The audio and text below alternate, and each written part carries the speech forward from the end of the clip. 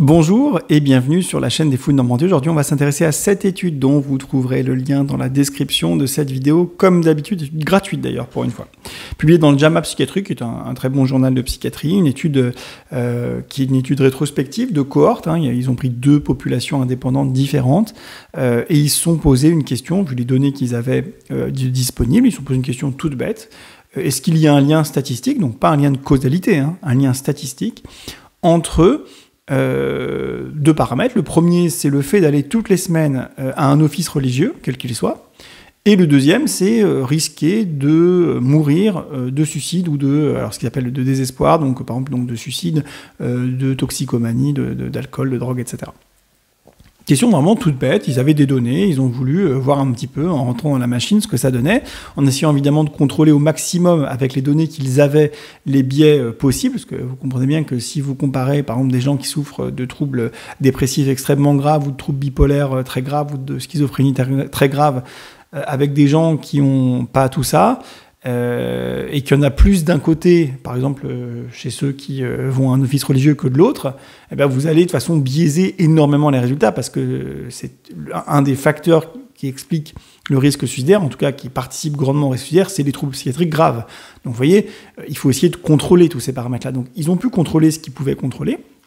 Ils avaient quand même une assez grande variété de biais qu'ils pouvaient contrôler, de biais connus qu'ils pouvaient contrôler. Alors après, il y a des biais qu'on ne connaît pas, puis il y a aussi des biais pour lesquels ils n'avaient pas suffisamment d'éléments pour pouvoir vraiment bien les contrôler, mais en essayant de faire leur maximum, et ils l'ont plutôt bien fait, ils ont trouvé dans ces deux cohortes indépendantes, effectivement, des différences statistiquement significatives, c'est-à-dire que la différence n'est pas liée au hasard, à un effectif trop faible, je ne sais pas quoi, et surtout des différences qui sont cliniquement significatif, c'est-à-dire qu'on a un vrai impact sur le nombre de morts, quoi.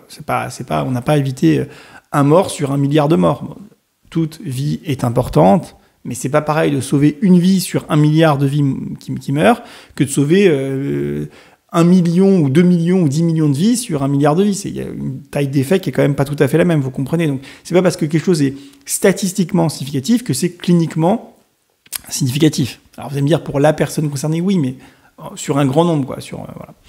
Donc, oui, ils ont trouvé des résultats donc, statistiquement significatifs, mais aussi cliniquement significatifs, puisque dans le premier échantillon, on a 66% de baisse de mortalité pour ces motifs-là chez les personnes allant toutes les semaines à un office religieux par rapport à ceux qui n'y vont pas. Et dans le deuxième échantillon, ils ont 35 ou quelque chose comme ça % de baisse aussi de mortalité chez ceux qui vont à cet office religieux toutes les semaines par rapport à ceux qui ne vont pas à un office religieux toutes les semaines. Donc c'est quand même pas des différences, je dirais négligeables, c'est des grosses différences. Alors ça veut pas dire que si vous allez à un office religieux, vous aurez forcément pour vous, à titre individuel, cette baisse de risque de mortalité. C'est pas ça que dit l'étude. On parle de grand nombre. Et puis il y a plein d'explications qui peuvent expliquer cette différence significative. Alors les biais ont essayé d'être contrôlés, mais d'abord il reste des biais possibles. C'est vraiment des choses qui ne seraient pas du tout en lien avec l'office religieux qui expliquerait cette différence. C'est possible, c'est probablement pas la plus grande partie de la taille de l'effet, mais c'est possible d'abord.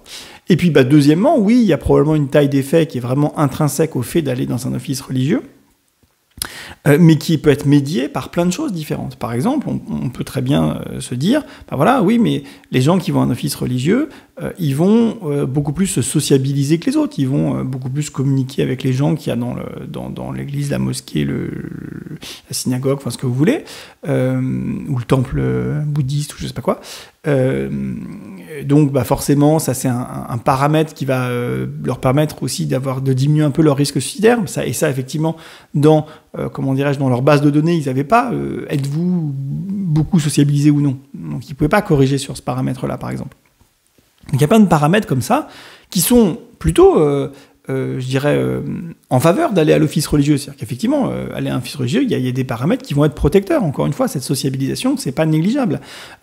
Partager avec les gens quelque chose qui est une foi profonde et sincère, c'est quelque chose qui doit être très, j'imagine, moi j'ai pas cette chance-là, mais qui doit être très dopaminergique, qui doit être très agréable, qui doit être très, très rassurante, j'imagine en tout cas. Je sais pas, dites-moi dans les commentaires si vous êtes concerné par ça, mais en tout cas, il y a plein, il y a plein d'explications possibles avant de pouvoir imaginer que les gens qui vont à l'office toutes les semaines, eh bien, sont protégés par leur divinité. Peut-être qu'il y a des gens qui vont croire ça, et je respecte les gens qui croient ça. Il n'y a pas de problème, j'ai pas de problème avec les... Si vous pensez que cette différence, elle est expliquée par le fait que le Dieu protège les gens qui vont à la messe, moi, ça ne me dérange pas que vous croyiez ça.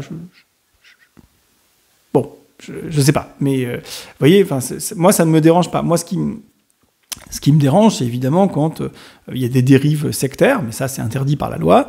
Ce qui me dérange, c'est quand il y a des gourous qui exploitent voilà, les gens, et ça aussi, c'est interdit par la loi. Donc, moi, je suis contre les choses illégales, mais enfin, jusqu'à preuve du contraire, croire en quelque chose, c'est pas illégal, et partager sa foi avec des gens, c'est pas illégal, et faire des dons volontaires à son église, à sa mosquée, à sa synagogue, à son temple bouddhiste, à ce que vous voulez, eh bien, ça me semble pas non plus illégal, et ça me semble pas être d'extorsion de fonds, d'accord ? Donc moi, je suis toujours gêné quand je vois des gens qui, non pas tapent sur les croyants, parce que alors ça, c'est gravissime, on s'attaque pas aux gens, hein, mais je suis aussi gêné quand les gens s'attaquent à des croyances. Ça me gêne un peu, c'est-à-dire que quand il y a une volonté de faire en sorte que les gens qui croient arrêtent de croire, ça me gêne. Je suis mal à l'aise avec ça. Encore une fois, c'est quand les choses sont légales. Quand c'est illégal, quand des gens disent voilà, des grosses bêtises interdites par la loi et qui sont de nature à mettre en danger les gens, je pense qu'il faut taper fort dessus. Quand ils en font un business, il faut taper fort dessus, parce que c'est complètement scandaleux et c'est illégal. Mais quand des gens voilà, croient et se réunissent pour croire et pour partager entre eux, vouloir absolument faire en sorte qu'ils n'y croient plus, j'avoue que ça me laisse perplexe. J'ai du mal à comprendre le truc, surtout que les gens sont tout à fait aptes, s'il y a suffisamment d'informations dans la vie pour changer d'avis, s'ils veulent changer d'avis. Il n'y a pas besoin d'aller les chercher pour les embêter, pour leur dire vous avez tort, pour voilà, absolument vouloir démonter toutes leurs croyances. C'est un peu étonnant. Encore une fois, hein, je fais bien la différence entre des gourous, des gens qui exploitent les gens, des idéologies qui sont mortifères vraiment directement pour les personnes concernées, et une croyance religieuse. C'est pas pareil, hein. Vraiment, les gens dangereux, il faut les arrêter, il faut les combattre, il faut les dénoncer, et j'ai pas de problème avec ça. Hein. Bon. Voilà, donc, laissons les gens qui croient tranquillement, légalement, tranquilles.